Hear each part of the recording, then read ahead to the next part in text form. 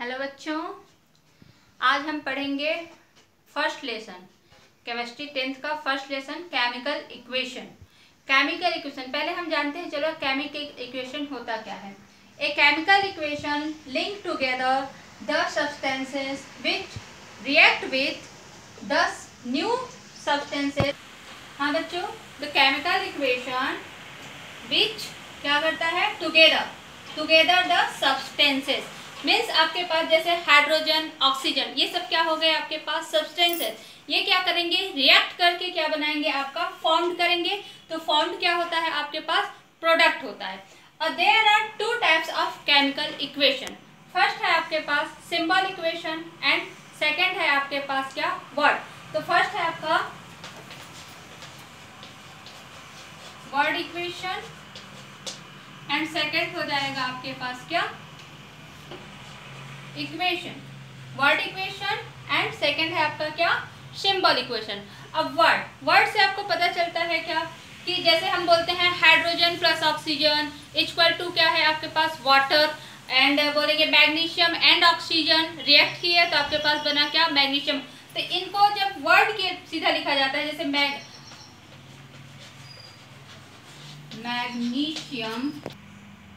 Magnesium plus आपके पास क्या है, ऑक्सीजन, तो आपका क्या बनेगा, इसको रब कर लेते हैं।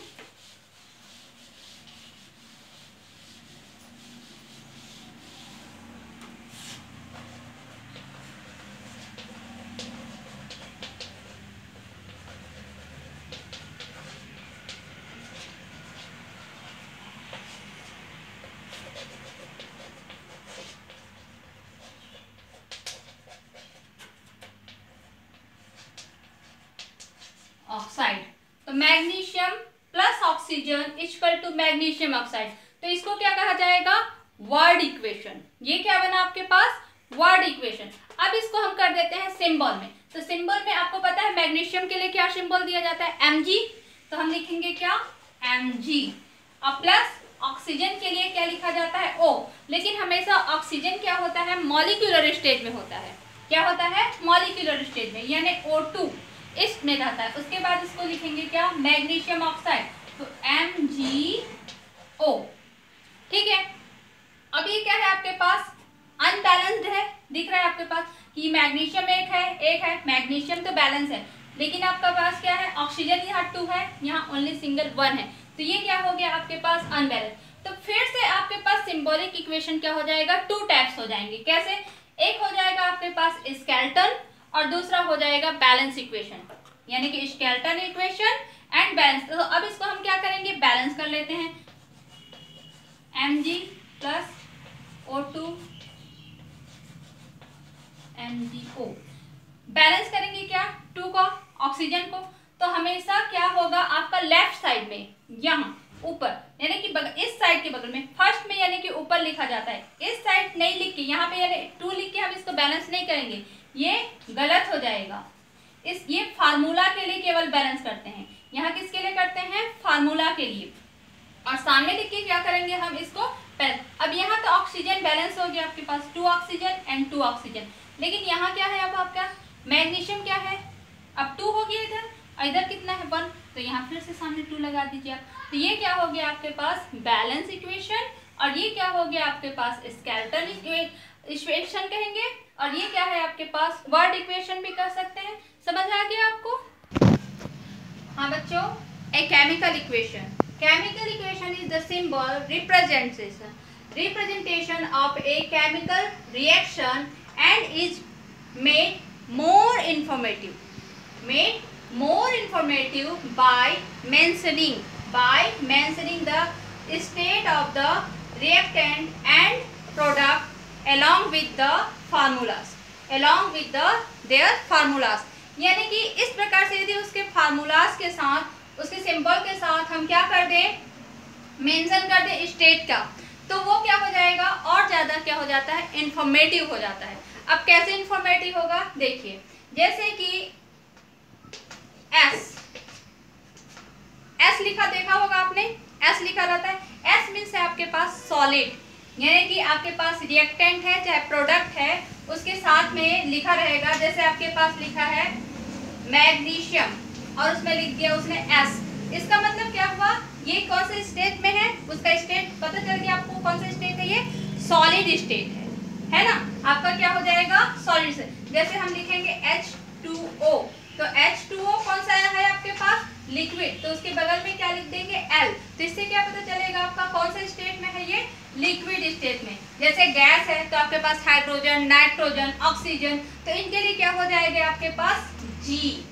क्या हो जाएगा, G। तो देख लेते हैं एक बार सब स्टेट को एक साथ। तो इसके लिए हो जाता है आपके पास S, S for solid state, G for gaseous state, L for क्या होगा आपके पास, liquid state, and AQ means क्या हो जाएगा आपके पास, एक्वस स्टेट। एक्वस स्टेट क्या होता है, जब आपका वाटर सोल्यूबल सॉल्यूशन होता है, वो क्या कहलाता है आपके पास, एक्वस सॉल्यूशन। तो वो क्या कहलाता है, AQ से उसको डिनोट किया जाता है, AQ। उसके बाद आ जाता है आपके पास, पहले अपवर्ड ले लेते हैं, अपवर्ड एरो क्या बताता है, इन्वॉल्विंग ऑफ गैस, यानी कि उस रिएक्शन में क्या हो रहा है, गैस रिलीज हो रहा है, यानी कि गैस बन रहा है जो कि रिलीज हो रहा है। तो ये क्या कहलाता है, इसको क्या किससे डिनोट किया जाता है, अपवर्ड एरो के साथ।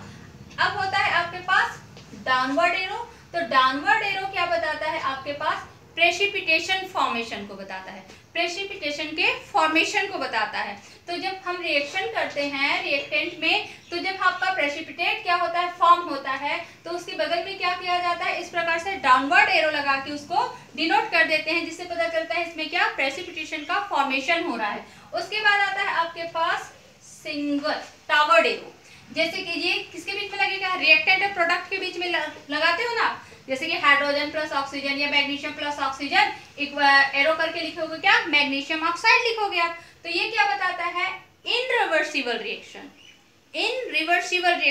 यानी ओनली वन डायरेक्शन में रिएक्शन हो रहा है। क्या हो रहा है, ओनली वन डायरेक्शन, मैंने एक ही डायरेक्शन में जब रिएक्शन होता है, यानी रिएक्टेंट से ओनली आपको प्रोडक्ट बनेगा, प्रोडक्ट से फिर रिएक्टेंट नहीं बनेगा, यहाँ पे ओनली रिएक्टेंट से क्या हो जाएगा, प्रोडक्ट ही बनेगा, प्रोडक्ट फिर से आपका रिएक्टेंट में कन्वर्ट नहीं होगा, चेंज नहीं होगा। तो ये क्या बनाता है, इनरिवर्सिबल। और यदि हम बनाते हैं इस प्रकार से ये, तो ये क्या है, रिवर्सिबल रिएक्शन है। ये किसका रिवर्सिबल रिएक्शन का है, रिवर्सिबल रिएक्शन का। इसमें जैसे आपके पास nitrogen plus hydrogen equal to क्या बनता है आपके पास, अमोनिया। अमोनिया का फॉर्मेशन होता है ना, तो इसके बीच में हमेशा इस प्रकार से रिएक्शन दिया जाता है। ये इनरिवर्सिबल रिएक्शन है, यानी कि हाइड्रोजन प्लस नाइट्रोजन मिलके अमोनिया बनाएंगे, लेकिन ये एक कंडीशन लगता है इसके लिए। विदाउट कंडीशन ये सब नहीं होते हैं, ये सब कंडीशन में होते हैं, एक कंडीशन लगता है जिसके थ्रू ये सब रिएक्शंस होते हैं। फिर आता है आपके पास एक्सोथर्मिक एंड एंडोथर्मिक रिएक्शन। तो एक्सोथर्मिक को आप किससे करते हो, प्लस से। जब आपके यानी कि क्या हो जाएगा, एनर्जी रिलीज होती है, निकलती है, समझ रहे हो, यदि उस रिएक्शन में एनर्जी क्या हो रही है, निकल रही है, रिलीज हो रही है, तो किससे दिया जाता है, प्लस का साइन लगाया जाता है, यानी प्रोडक्ट साइड लगेगा ये साइन, और उसके लिए क्या लिखा जाता है, एक्सोथर्मिक। तो इसको यदि हम लगा देते हैं तो इसको देख के ही हम जान जाते हैं प्लस साइन लगा है, मतलब ये एक एक्सोथर्मिक रिएक्शन है।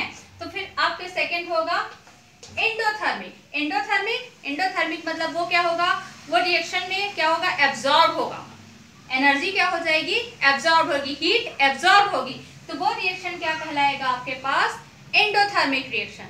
आगे समझ आपको। हाँ बच्चों, अब हम टाइप्स ऑफ रिएक्शन देखेंगे। There are 5 types of reaction.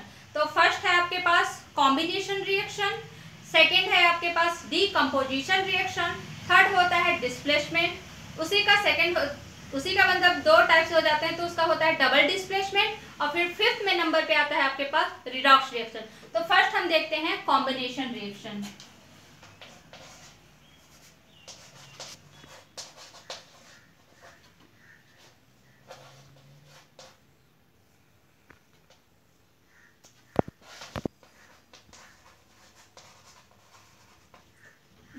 First है आपके पास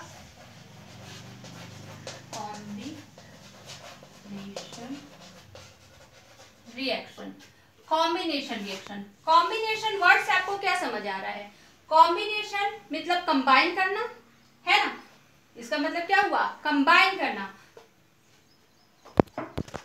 हाँ बच्चों, तो combination reaction, the reaction in which two or more substances combine to form single substance under suitable condition। Means क्या हुआ? आपके पास रिएक्टेंट में जो रिएक्टेंट है वो 1 to more यानी ज्यादा हो सकते हैं, लेकिन आपका जो प्रोडक्ट होगा ओनली सिंगल होगा। प्रोडक्ट क्या होगा? सिंगल होगा। अब ये फिर भी 3 टाइप्स के होंगे। फिर से क्या हो जाएंगे? 3 टाइप्स के हो जाएंगे आपके जानने के लिए। कैसे? एलिमेंट प्लस एलिमेंट, सेकेंड हो जाएगा आपके पास compound plus compound, and third हो जाएगा आपके पास एलिमेंट प्लस कंपाउंड। ये कैसे? अब देखिए, सिंपल ले लेते हैं, मैग्नीशियम प्लस ऑक्सीजन। सिंपल ले लेते हैं, मैग्नीशियम प्लस ऑक्सीजन। तो ये क्या है आपके पास? Element plus element. क्या है ये? Element plus element. तो आपके पास क्या बनेगा? MgO, जो कि पहले ही मैं बताई थी, ये हमेशा मॉलिक्यूलर स्टेज में रहेगा। यहाँ 2 करेंगे, ये हो गया आपके पास बैलेंस। तो ये क्या हुआ आपके पास? Magnesium plus oxygen. तो आपका क्या हुआ? ये क्या है? एलिमेंट प्लस, यानी कि 2 or more एलिमेंट के बीच में हुआ। तो क्या आपका फर्स्ट हो गया आपके पास। सेकेंड में आप ले लीजिए, किसको लेंगे बताइए आप? हाँ बच्चों, तो सोचा आपने? तो सेकेंड ले लेते हैं हम। समझो क्या है? कंपाउंड प्लस कंपाउंड लेना है हमको। तो कंपाउंड प्लस कंपाउंड मतलब हो जाएगा कैल्शियम ऑक्साइड ले लेते हैं। कैल्शियम ऑक्साइड और प्लस वाटर का रिएक्शन कर देते हैं। तो कैल्शियम ऑक्साइड एंड क्या बन जाएगा आपके पास? वाटर बना देगा कैल्शियम हाइड्रोक्साइड। होल ट्वाइस लगा देंगे।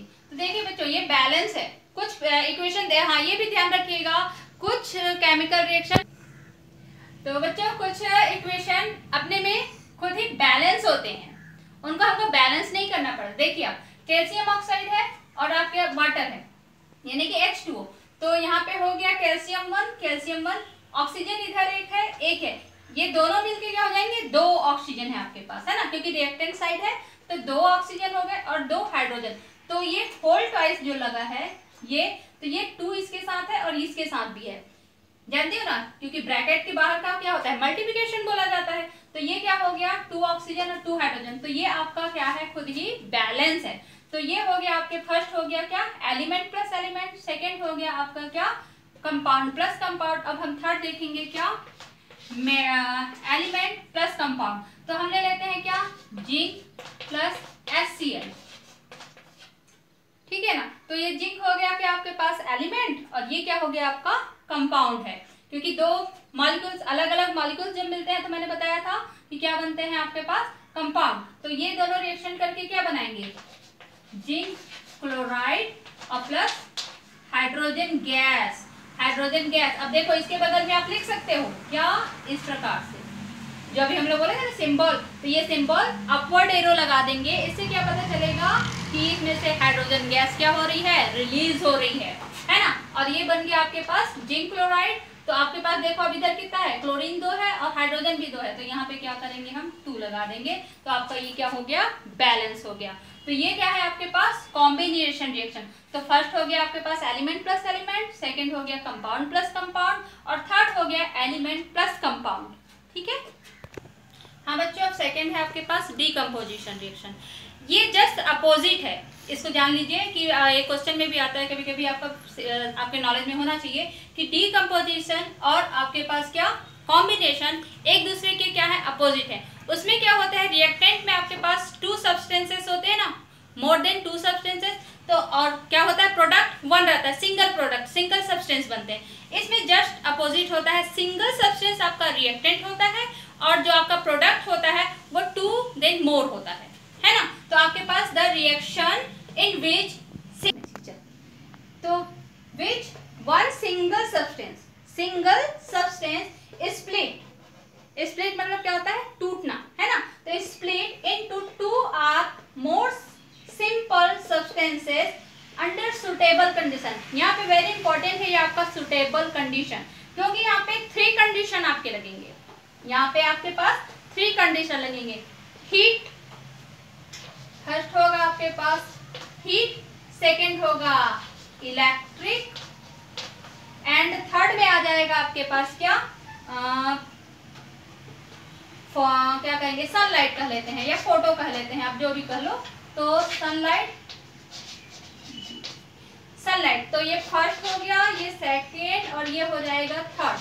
यानी कि 3 कंडीशन लगेंगे। हीट मतलब आपके पास होगा थर्मल रिएक्शन, इलेक्ट्रिक यानी इलेक्ट्रोलाइसिस रिएक्शन, एंड सन के लाइट के प्रेजेंट में होना, तो ये क्या कहलाएगा आपका फोटोलाइसिस रिएक्शन, है ना। तो फर्स्ट हो गया आपके पास थर्मोलाइसिस, सेकंड हो गया इलेक्ट्रोलाइसिस, और थर्ड हो जाएगा आपके पास फोटोलाइसिस रिएक्शन। इसको हम और अभी डिटेल में देखते हैं, चलिए। हाँ बच्चों, तो thermal decomposition, electrolytic decomposition and photo decomposition. तो फर्स्ट आता है आपके पास थर्मल में देखते हैं हम फर्स्ट लेते हैं FeSO4। क्या हुआ आपके पास, फेरस सल्फेट। तो जब हम पहले बोले थे क्या कि आपके पास रिएक्टेंट ओनली 1 होगा, single substance split into 2 then more. तो आपके पास हो जाएगा Fe2O3 प्लस आपके पास हो जाएगा SO2 एंड SO3। ठीक है, ये स्प्लिट हो गया। अब देखो इधर बैलेंस आपका, फिर हम देखेंगे बैलेंस। तो बैलेंस आपके पास यहाँ क्या है, आयरन 1 है, यहाँ पे 2 है, तो हम यहाँ पे 2 लगा देते हैं। अब देखिए, अब इसको 2 लगाया, आपके पास सल्फर 2 हो गया, तो 1 एंड 2 सल्फर 2 हो गए। ऑक्सीजन, अब इसको क्या करते हैं, देखो 4 एंड 2, तो इसका क्या हो जाता है, मल्टीप्लाई होता है। क्या होता है इन दोनों का, मल्टीप्लाई। तो 4 2 जा कितना हो गया, 8। यानी हमारे पास आयरन कितना है, 2, सल्फर है 2, और ऑक्सीजन है कितना, 8। आयरन तो 2 है, पता चल गया। अब ऑक्सीजन देखिए आपके पास कितना है, पहले हम सल्फर देखते थे, सल्फर 2 हो गया, आयरन भी हो गया हमारा बैलेंस, और सल्फर भी हो गया। अब हमारे पास ऑक्सीजन इधर तो है 8, अब देखिए ये 3, ऑक्सीजन 3 प्लस ये 2 और प्लस ये 3, तो कितने हो गए टोटल आपके पास, 2 3 3 आपके पास 6 एंड 2 हो गया 8। तो टोटल इधर ऑक्सीजन हो गए ना 8 आपके पास, तो ऑक्सीजन इधर 8 हो गया, एंड आपके पास सल्फर भी 2 हो गया और आयरन भी 2। तो ये बैलेंस भी हो गया आपके पास। तो ये क्या हुआ आपके पास, थर्मल रिएक्शन का, थर्मल डिकम्पोजिशन रिएक्शन का क्या हो गया, एग्जाम्पल हुआ। और ये किसके प्रेजेंट में होता है, ये आप लगा दोगे हीट। और इसमें मोस्टली क्या होते हैं, डिकम्पोजिशन रिएक्शन जो होते हैं मोस्टली आपके पास एंडोथर्मिक रिएक्शन होते हैं। मोस्टली क्या होते हैं, एंडोथर्मिक रिएक्शन होते हैं। यानी इसमें क्या होगा, एब्जॉर्ब करेगा, हीट एब्जॉर्ब होगा, तो ये क्या हो जाएगा, स्प्लिट हो जाएगा, ये टूट जाएगा, ये ब्रेक हो जाएगा। किसमें हो जा रहा है, ये फेरस है। और हाँ एक चीज और ध्यान दीजिए, फेरस है और यहाँ पे फेरिक है, जो कि मैंने पहले ही बता दिया है कैसे होता है। ये फेरस है और यहाँ पे क्या पढ़ेंगे इसको, फेरिक, यानी कि फेरिक ऑक्साइड है, और ये क्या है, फेरस सल्फेट। तो फेरस सल्फेट को हीट करने पर क्या हुआ, वो ferric oxide plus sulphur dioxide plus sulphur trioxide में क्या हो गया, स्प्लिट हो गया या टूट गया। अब सेकेंड देखते हैं हम, इलेक्ट्रोलाइटिक। इलेक्ट्रोलाइटिक मतलब इलेक्ट्रिक, पता चल रहा है, इलेक्ट्रोलाइटिक मतलब इलेक्ट्रिक करंट के प्रेजेंट में होगा। इलेक्ट्रिक करंट के प्रेजेंट में आपके पास H2O यानी कि वाटर है आपका, तो ये किस में स्प्लिट हो जाएगा, हाइड्रोजन और प्लस ऑक्सीजन में।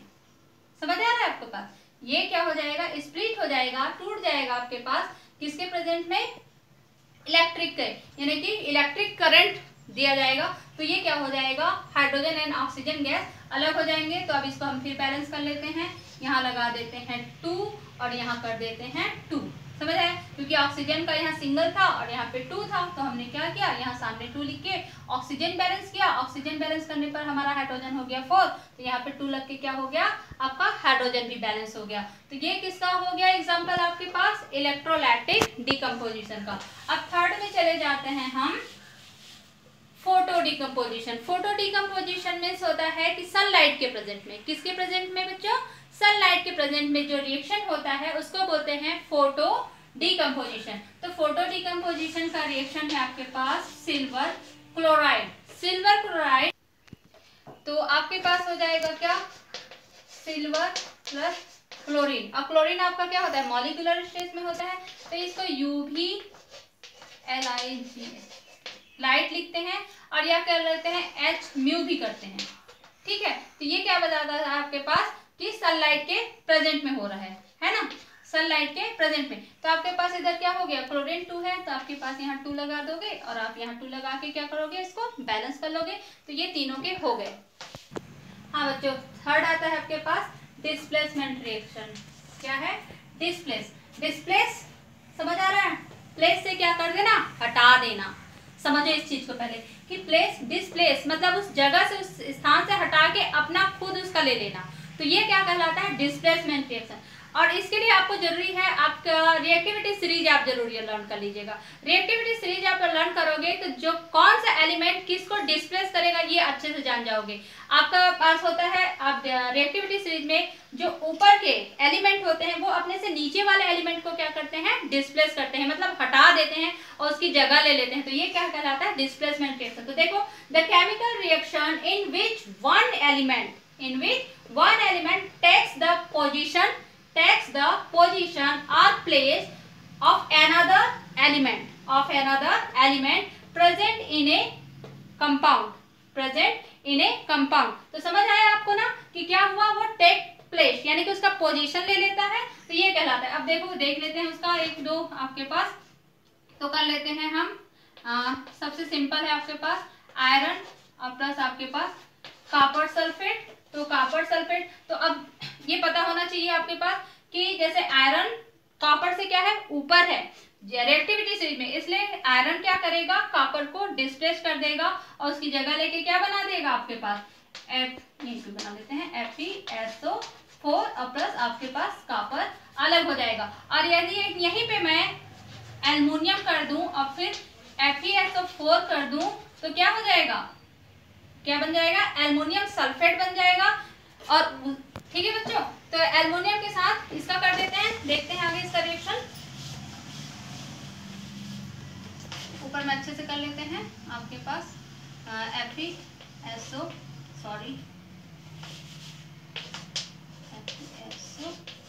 प्लस एल्युमिनियम, तो आपके पास बन जाएगा क्या, एल्युमिनियम SO4। अब ध्यान दीजिएगा, FO4 तो बना लिए हमने, लेकिन हमको इसको फार्मूला मालूम होना चाहिए। फार्मूला क्या होगा आपके पास, इसका क्या होता है, वैलेंसी कितनी है इसकी, 3 है, इसका क्या है, 2 है। तो ये क्या हो जाएगा, यहाँ 2 लिखाएगा और इसका कहाँ चला जाएगा, यहाँ। तो क्योंकि क्या हो जाता है, क्रॉस मल्टीप्लिकेशन होता है, तो एल्युमिनियम सल्फेट बना आपका, और आपका क्या हो जाएगा, आयरन निकल जाएगा। यानी कि एल्युमिनियम ने आयरन को क्या किया, डिस्प्लेस कर दिया, है ना, कि उसका पोजीशन किसने ले लिया, अब एल्युमिनियम में ले लिया। अब देखो, अब ये बैलेंस कर लेते हैं हम इसको, ये 3 है तो हम यहाँ 3 लगा देते हैं। अब ये बैलेंस हो गया, यहाँ 2 कर दीजिए और यहाँ 3 कर दीजिए, तो ये आपके पास बैलेंस भी हो गया। तो आपको ये क्या पता चला, जैसे कि आयरन ने कॉपर को डिस्प्लेस किया तो एल्युमिनियम ने आयरन को डिस्प्लेस किया। आयरन एल्युमिनियम को डिस्प्लेस नहीं कर सकता। यदि मैं यहाँ पे रिएक्शन दे दूं, आपका एक एग्जांपल बस दे रही हूँ कि एल्युमिनियम सल्फेट है और प्लस मैं आयरन का रिएक्शन बोलूं कि होगा, तो आप नो बोलोगे, यस नहीं बोल सकते। आप सीधा ये नहीं करोगे कि हाँ मैं यहाँ पे तो दिखाई थी कि सल्फेट के साथ है तो हम कर देते हैं कि फिर से आयरन सल्फेट प्लस एल्युमिनियम, ये रिएक्शन होगा ही नहीं। क्यों नहीं होगा, क्योंकि ये रिएक्टिविटी सीरीज में आयरन एल्युमिनियम से नीचे है और ये इसको डिस्प्लेस नहीं कर सकता। उसी प्रकार कॉपर आयरन को डिस्प्लेस नहीं कर सकता। बच्चों, डबल डिस्प्लेसमेंट मीन्स क्या होगा, जैसे उसमें क्या हुआ था, पोजीशन चेंज हुआ था, इसमें एक्सचेंज होता है, यानी आपस में प्लेस एक्सचेंज करते हैं। देखिए क्या है, the chemical reaction in which one component each of both the reacting molecules get exchange to form the products. This means that double displacement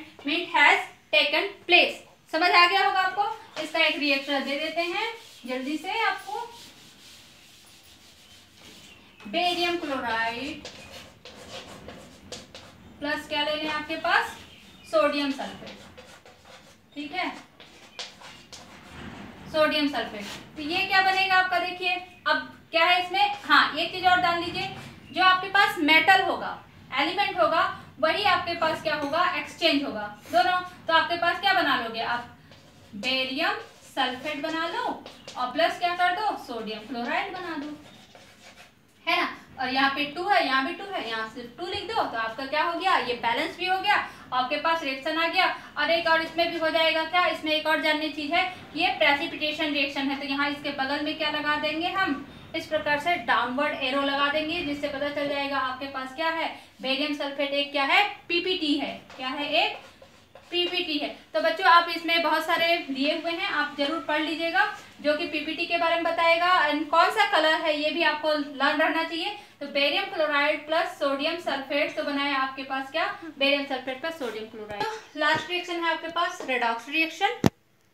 redox reaction में दो हो जाते हैं आपके पास, रिडक्शन एंड ऑक्सीडेशन।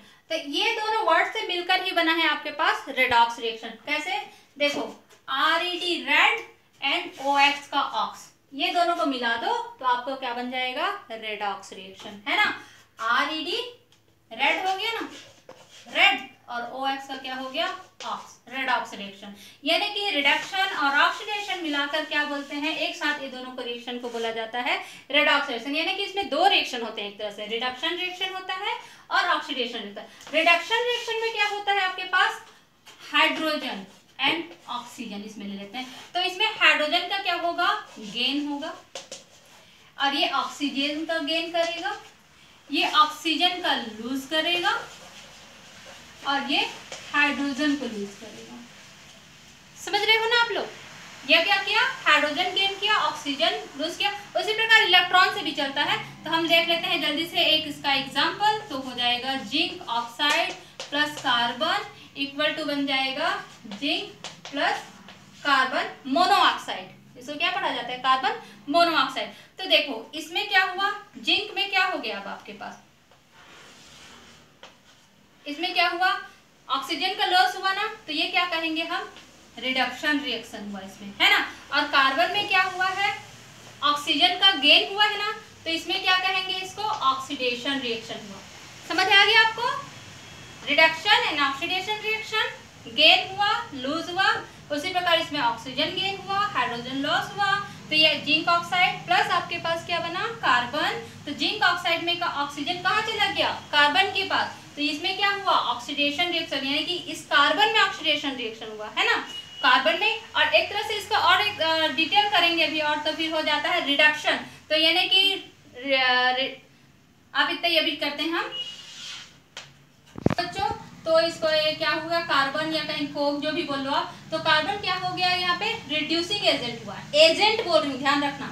ऐसे इसमें ऑक्सीडेशन हुआ, लेकिन कार्बन एक क्या हो गया, रिड्यूसिंग एजेंट, क्योंकि इसने क्या किया, ऑक्सीजन को रिड्यूस कर दिया, अपने से इसे हटाने का काम किया इसने। कार्बन ने क्या किया, जिंक से ऑक्सीजन को हटाने का काम किया, तो इसको क्या बोलेंगे, रिड्यूसिंग एजेंट। और ये हो जाएगा आपके पास ऑक्सीडाइजिंग एजेंट, ये क्या हो जाएगा आपके पास, ऑक्सीडाइजिंग। जिंक ऑक्साइड क्या हो गया, ऑक्सीडाइजिंग एजेंट होगा, ऑक्सीडाइजिंग एजेंट। और इसमें रिडक्शन होगा, इसमें ऑक्सीडेशन होगा। तो बच्चों आपको ये वीडियो जरूर पसंद आया होगा, आप इसे अच्छे से देखिए और समझिए। अब इसका एक और वीडियो हम अगला बनाएंगे, जिसमें हम बैलेंस करना सीखेंगे, ओनली क्या में रिएक्शन बैलेंस करना सीखेंगे। तो इसको आप लाइक करिए और अपने दोस्तों से शेयर करिए, और हमारे चैनल को जरूर आप सब्सक्राइब कर लीजिएगा। थैंक यू बच्चों।